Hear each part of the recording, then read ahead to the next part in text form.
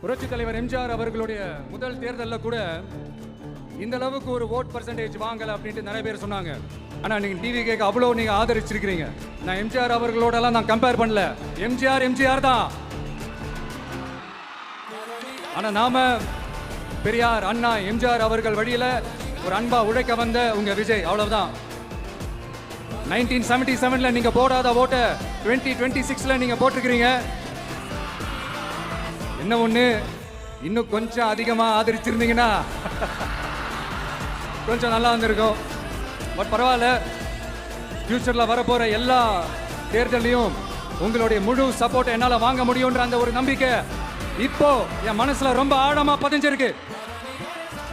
ஏன்னா நீங்க அமைச்சு கொடுத்திருக்கிற இந்த ஆட்சியில எல்லா நன்மைகளையும் நீங்க கண்கூடா பார்க்க தான் போறீங்க அப்படின்ற அந்த கான்பிடன்ஸும் என் மனசுல ரொம்ப ஆழமா பதிஞ்சிருக்கு.